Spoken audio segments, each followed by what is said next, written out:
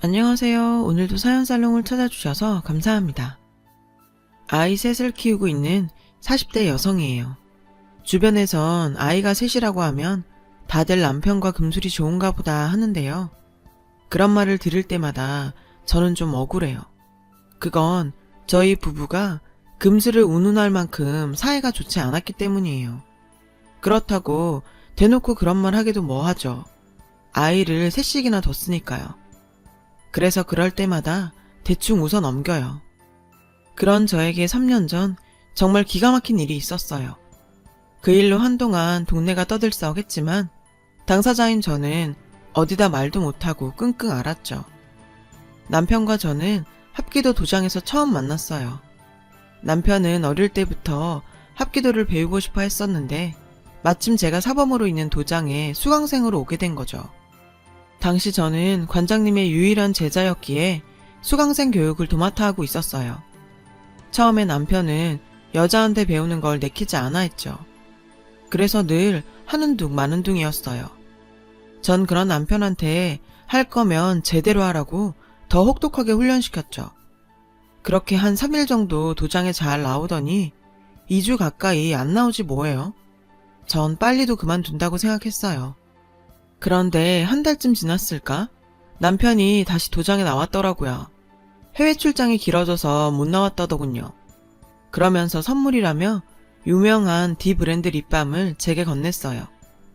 운동하니까 너무 튀지 않은 걸로 골랐는데 마음에 들지 모르겠어요. 남편이 수줍게 말하더라고요. 전 생각지도 못한 선물에 당황했지만 내심 기분은 좋았죠.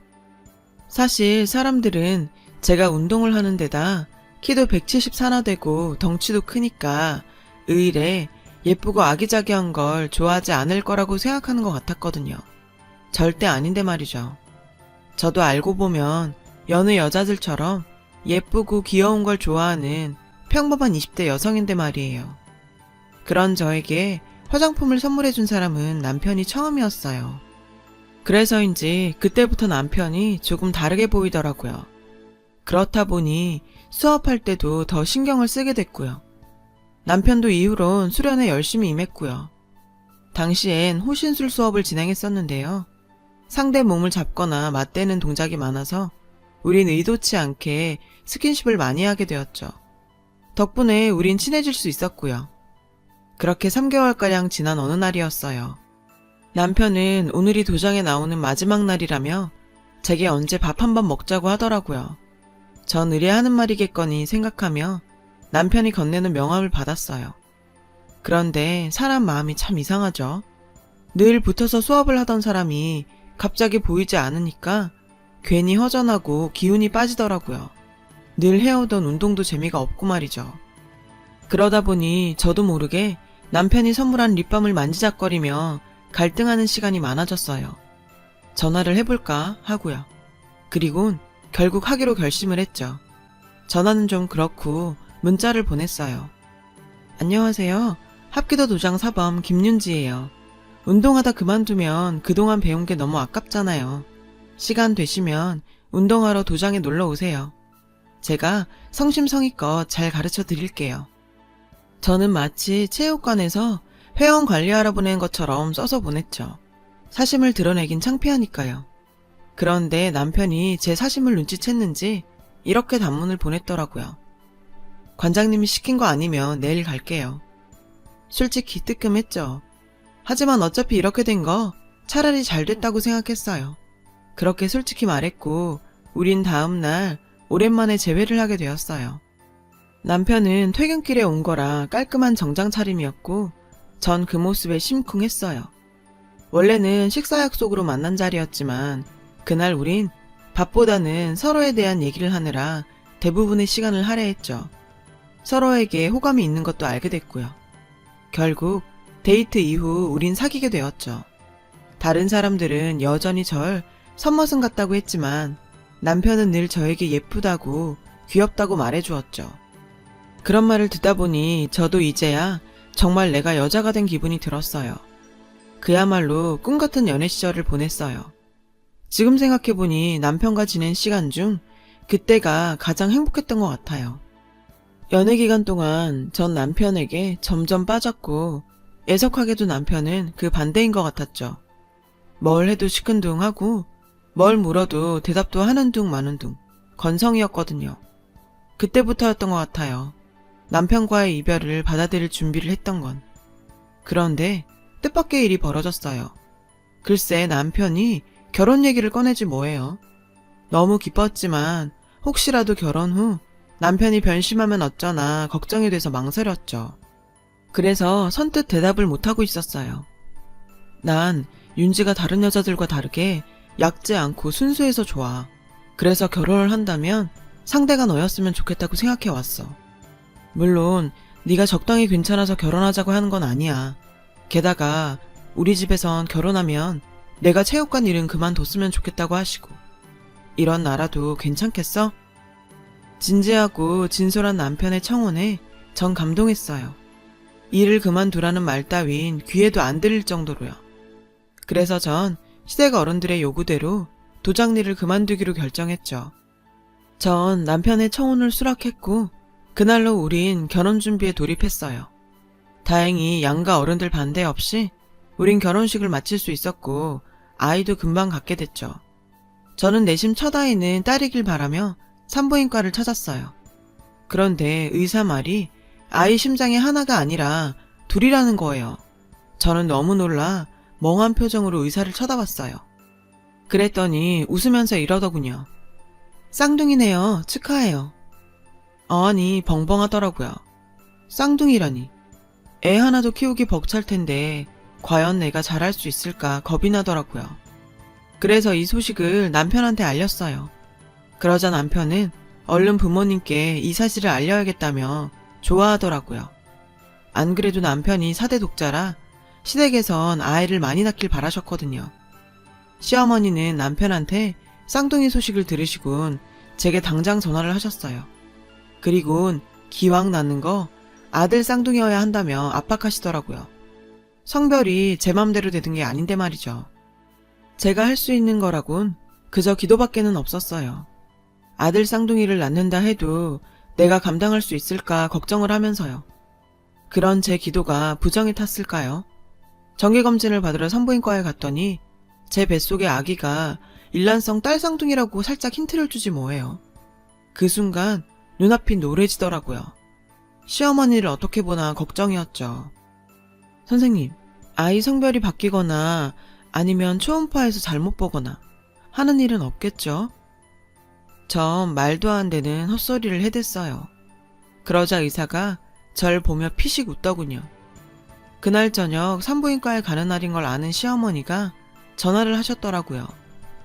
성별을 알 수 있게 힌트 정도는 준다던데 의사가 뭐라든 아들 쌍둥이라고 해?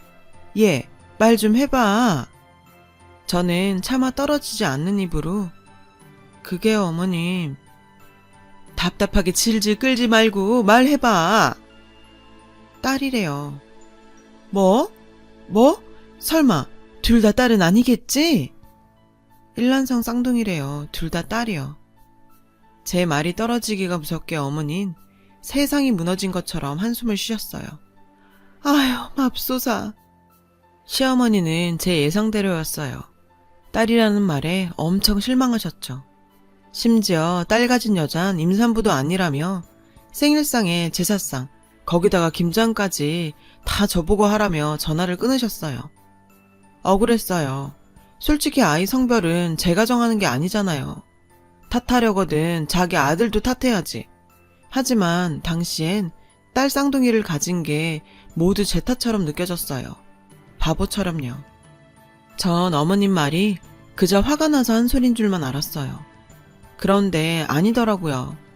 만삭 때였는데 저에게 막내 시누이 생일이라며 미역국을 끓여놓으라고 하시더라고요.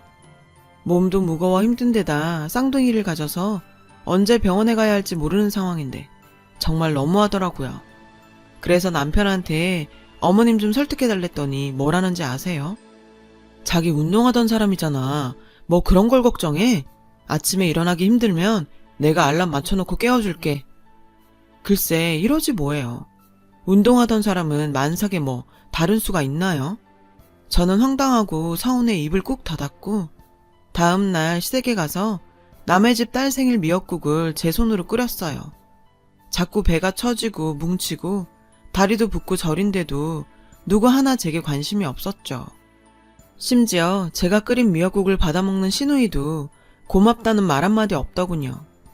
저는 속으로 내가 왜 이런 집에 시집와 이 고생일까 생각했어요.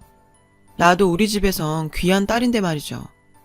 시어머니는 아이러니하게도 저에겐 아들 타령을 그렇게 하시면서 당신은 막내딸에겐 뭘 못해줘서 안달이셨죠. 시할머니가 그렇게 자기 딸을 구박해서 그게 한이 돼 귀하게 키웠다나요? 정말 기가 막혔죠. 그럼 그렇게 귀한 딸 미역국은 왜 남의 딸에게 시키냐고요. 정성껏 자신이 끓여 먹여야지. 그날 전 무거운 다리를 질질 끌고 집에 돌아와 그대로 뻗었어요. 그리고 그날 밤 저는 걱정했던 대로 양수가 터져 응급실로 실려갔고 그렇게 쌍둥이 딸들은 예정보다 한 달이나 일찍 세상에 나오게 되었어요. 태어나자마자 인큐베이터 속에서 온 몸에 기구를 주렁주렁 달고 있는 걸 보니 시집 식구들이 원망스럽더라고요. 더 웃긴 건 제가 출산했다는 소식을 듣고도 시댁에선 누구 하나 코빼기도 내비치지 않았다는 거예요. 친정 부모님도 서운해 하셨어요. 그렇다 보니 모든 원망은 남편한테 향했어요. 시집 식구들이 미우니 남편도 미웠거든요. 그래서 애꿎은 남편한테 쏘아붙였죠. 어떻게 자기네 부모님은 손녀가 태어났는데 얼굴 들여다보러도 안 와? 내가 쌍둥이라 조심해야 한다고 아가씨 생일상은 무리라고 했지? 그런데 뭐? 운동했으니까 괜찮을 거라고? 자긴 인큐베이터에 있는 우리 애들한테 미안하지도 않아? 생일상은 무슨 그냥 미역국이나 끓여주라고 하신 걸 그걸 가지고 5번은? 그리고 새벽에 갑자기 출산한 거라 내가 다음날 오시라고 했어. 하필 다음날이 개모임 있다시는데 그럼 어떡해?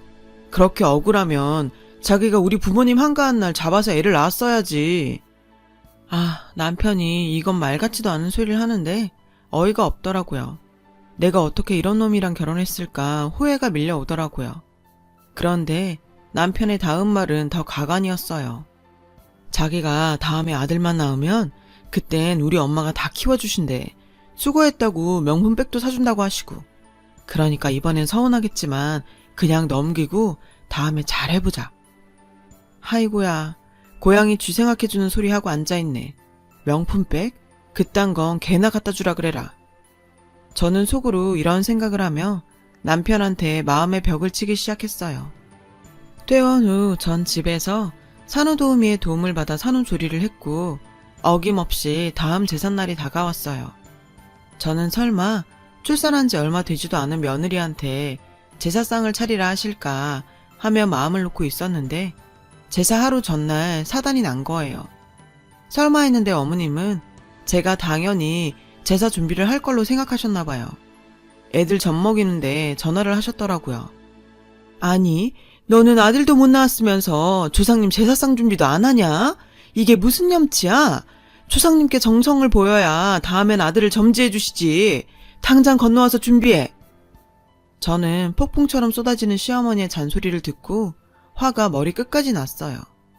아기 낳은 지 3, 7일도 지나지 않은 며느리한테 제사상을 차리라니요.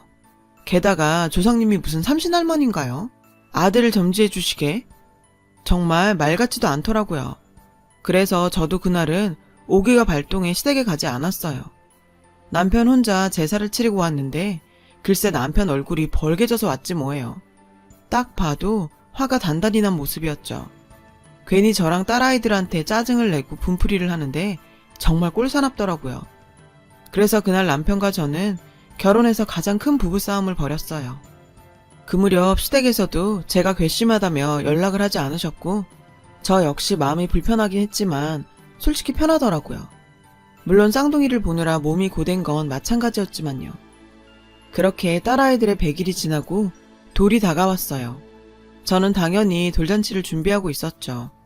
그즈음 다시 저에게 연락을 하며 집안 대소사 일을 시키던 어머니는 딸은 돌잔치 안 하는 거라며 또 한 번 제 속을 뒤집어 놓으셨어요. 아무리 손주가 아니라 서운하셔도 우리 애들도 소중한 어머니 손녀예요. 나중에 애들이 알면 얼마나 서운하겠어요. 아들도 아닌 것들이 무슨 서운? 우리 가영이도 지 할머니가 돌잔치 안 하는 거라고 해서 못했다. 그런데도 지 할머니한테 얼마나 잘했는지 아냐? 말이 통하지 않는다는 건 이런 걸 가지고 하는 말이겠죠. 그때부터 저는 무슨 오기인지 내가 아들만 낳아봐. 지금까지 당한 거 다 갚아줄 거야. 하는 생각을 품게 됐어요. 결국 저희 딸들 첫 생일은 친정에서 조촐하게 치러졌어요.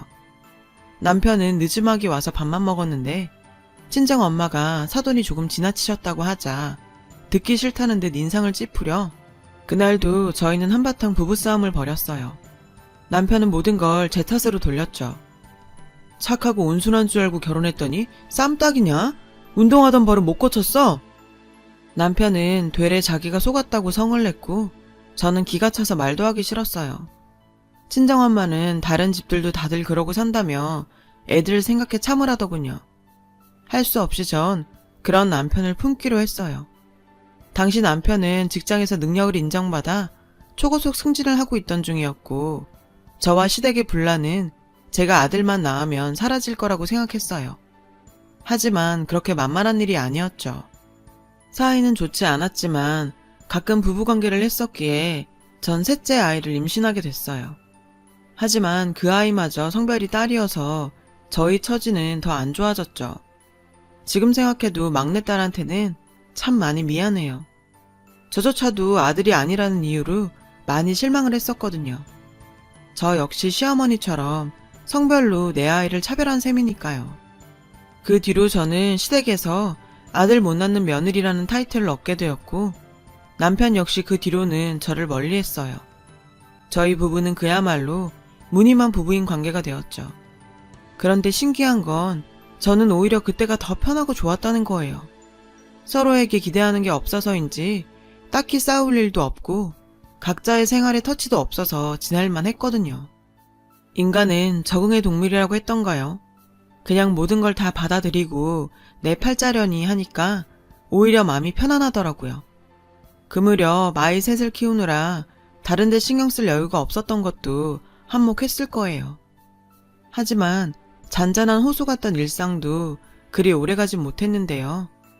제가 애 셋을 보는 게 너무 힘들어서 아이들을 어린이집에 보내겠다고 말을 꺼낸 후 문제는 터지기 시작했어요.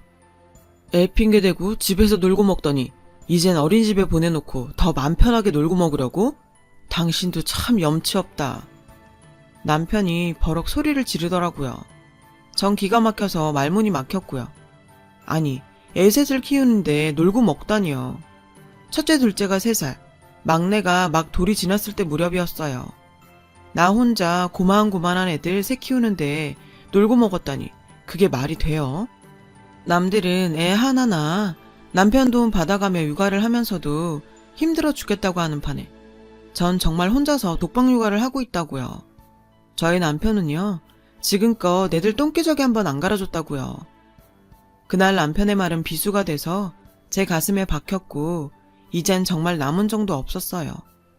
그런 제 기분을 알 리 없는 시어머니는 곧 다가올 시아버님 생신상 문제로 찾아오셨더라고요. 시큰둥한 절 보시곤 한마디 하시더군요. 요즘 잠잠하다 했다. 뭐가 또 심통이 나서 입이 대빨 나왔냐. 이젠 네 시아버지 생신상 차리는 것도 싫어서 그래? 싫으면 됐다. 시어머니는 화를 내시곤 현관문을 쾅 닫고 나가버리셨어요. 전 오기로라도 무시하고 싶었지만 결국 어쩔 수 없이 아버님 생신상을 상다리 휘어지게 차려드렸어요. 그런 저의 정성이 통했는지 시아버님은 내내 기분이 좋아 보이셨고 그 모습에 시어머니도 마음이 풀리셨는지 설거지를 도와주시며 처음으로 수고했다는 말을 하시더군요. 미운 정도 정이라고 시어머니한테 그런 말을 들으니 그동안 서운했던 마음이 조금은 풀리는 것 같았어요. 남편은 그 후부터는 전보다 제게 다정하게 대해주었고요. 결혼은 한 번도 안 하던 심부름이며 재활용 쓰레기까지 버려주길래 저 인간이 왜 저러지 했다가 남편도 노력하는데 가만히 있을 수 없어 남편을 용서해보기로 했어요. 하지만 제가 너무 순진했던 거죠. 나중에서야 그런 남편의 모습은 모두 제 착각이었다는 걸 알게 됐으니까요. 당시 저는 딸아이 셋을 아파트 단지에 있는 가정 어린이집에 보내고 그 시간에 동네 마트에서 캐셔로 알바를 하고 있었어요. 남편과 시어머니한테 놀고 먹는 여자 취급받는 게 싫어서였죠. 아이들 키운다고 내내 집에만 있다가 밖에 나와 사람들과 어울려 보니 왜 이제야 일을 시작했을까 싶을 정도로 하루하루가 생기 있게 변해갔어요. 아이들 친구 엄마들을 통해 이런저런 정보도 얻고 마트에서 같이 일하는 여사님들한테 반찬도 얻어먹으며 이제야 좀 사람 사는 것 같다 느끼던 때였죠. 언제부턴가 사람들이 저를 보곤 어색해하는 걸 느끼게 되었어요.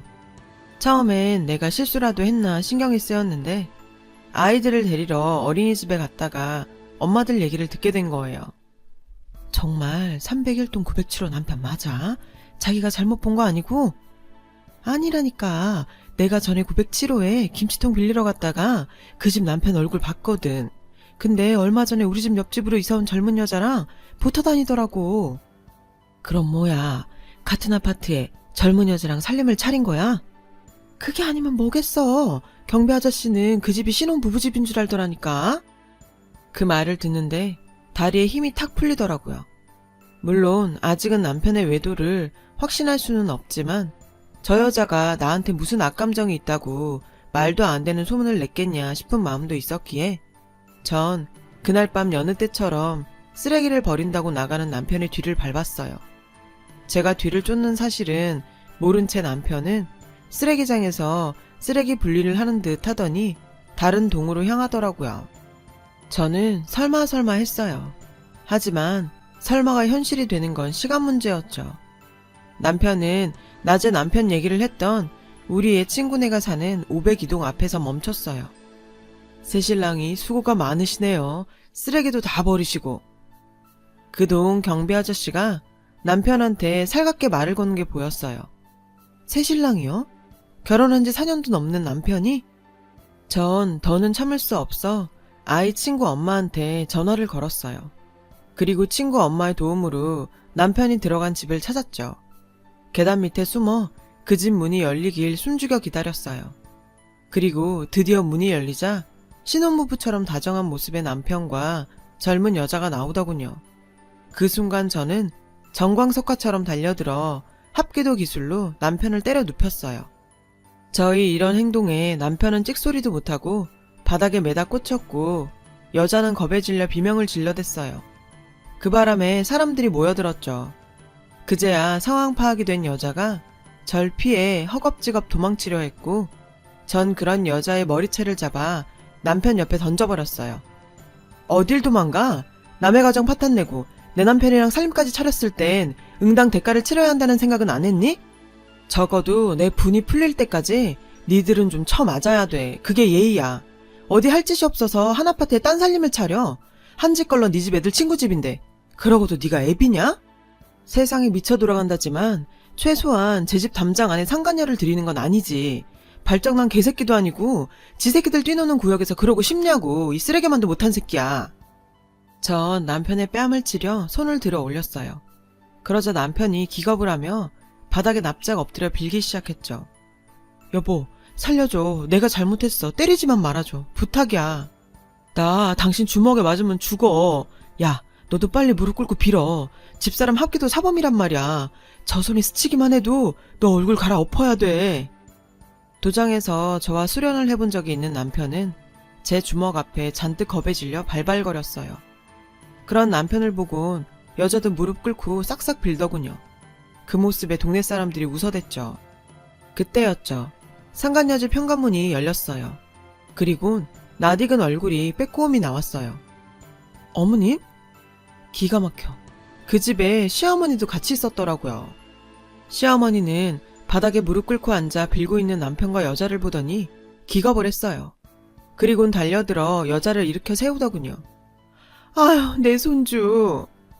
순간 저는 내가 뭘 잘못 들었나 했어요. 그런데 제대로 들은 게 맞더라고요. 아가, 다친 데는 없냐? 홀몸도 아닌 애가 왜 맨바닥에 앉아? 그러다 내 손주 잘못되면 어쩌려고? 알고 보니 남편은 저 모르게 바람을 피다 여자를 임신시켰더라고요. 마침 뱃속에 아기가 아들이라 남편은 시어머니한테 알렸고 시댁에서 저희 집 근처에 딴 살림을 차려준 거였죠. 시어머니는 여자의 상태를 살피고는 절 죽일 듯 노려보며 소리쳤어요. 아들도 못 낳는 주제에 이게 무슨 행패야? 혹여 내 손주한테 문제만 생겨봐라. 내가 널 가만두나. 그럼 저도 어머님 아들 가만 안 둬요.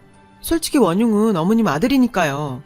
내 인생 망치고 내 딸들 인생까지 도매금으로 팔아먹은 저 덜 떨어진 인간 저 절대 용서 못해요. 어머님도 마찬가지예요. 이날 이때까지 절 얼마나 부려먹었어요. 별것도 아닌 아들 하나 가지고 유세 떨며 시집 식구들 생일에 제사에 명절까지 다 저한테 떠넘겼잖아요. 당신 딸은 귀하다면서 저랑 제 딸들은 얼마나 천대했냐고요.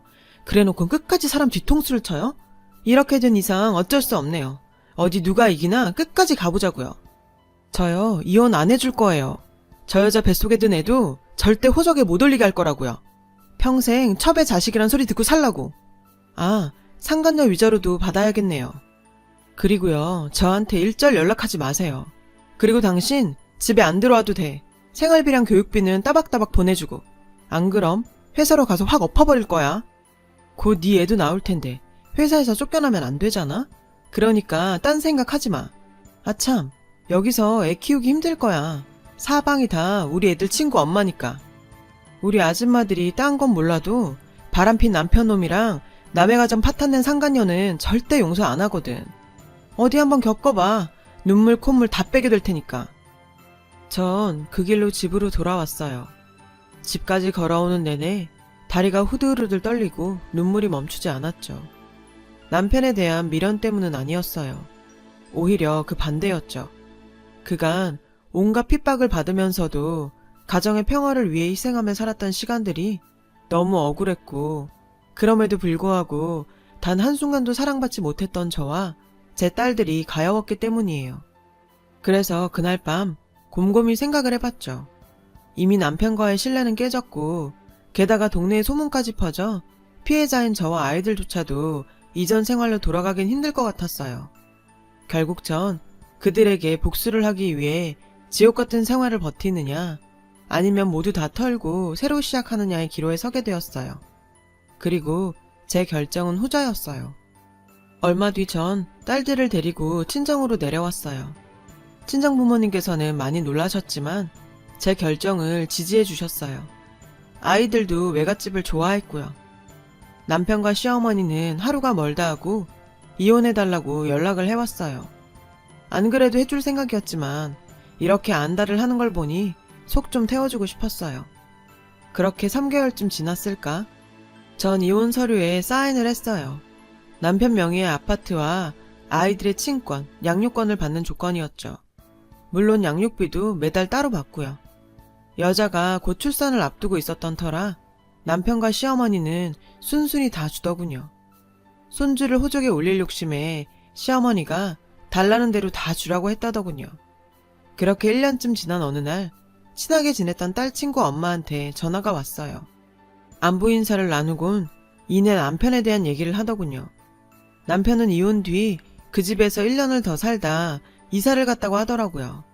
여자가 아이를 두고 집을 나갔거든요. 혼인신고를 하자는 남편의 요구에 여자는 차일피일 미뤄왔었나 봐요. 그러다 출산일이 다가왔고 놀랍게도 태어난 아이는 여자의 말과 달리 아들이 아닌 딸이었다지 뭐예요. 그렇게 3, 7일도 안 된 어느 날 여자는 아이만 남겨두고 집을 나갔대요. 그렇게 손주를 원하던 시어머니가 결국 상간녀가 남기고 간 손녀딸을 키우게 됐고요. 그 얘기를 듣자 그동안 가슴을 꽉 누르던 무언가가 쑥 내려가는 기분이었어요. 자승자박이었죠. 남편과 시어머니가 벌인 일에 결국 자신들의 인생을 엉망으로 만들었으니까요. 그리고 얼마 뒤 남편은 지난날을 후회한다며 저와 재결합해서 우리 아이들의 미래를 책임지고 싶다는 말 같지도 않은 소리를 해대더군요. 전 단칼에 거절을 했어요. 그러자 남편은 양육비를 끊겠다고 협박을 하더군요. 그래서 전 그러기만 해보라고 당신 회사에 가서 지금까지 있었던 일들 다 소문내고 급여 통장에 압류 신청하겠다고 으름장을 놓았어요. 그 말에 겁을 먹었는지 이후론 연락이 없더군요. 얼마 전부터 전 다시 도장에 나가기 시작했어요. 친정 부모님이 아이들을 봐주시는 덕분이죠. 전처럼 사법 일도 하며 세 딸들과 행복한 시간을 보내고 있죠. 여전히 남편이 너무 밉지만 그래도 사랑스러운 세 딸을 얻은 것엔 감사한 마음도 들어요. 얼마 뒤면 쌍둥이 자매가 초등학교에 들어가요. 그동안 힘겨운 시간도 많았지만 그래도 아빠 없이도 잘 자라준 제 딸들이 정말 자랑스럽고 대견하답니다. 지금까지 제 이야기를 들어주셔서 감사드리고요. 모두 건강 잘 챙기시길 바랄게요. 여러분, 사연 댓글에 응원과 현명한 조언 부탁드려요. 좋아요와 구독은 저에게 큰 힘이 됩니다. 오늘도 좋은 일 가득하세요.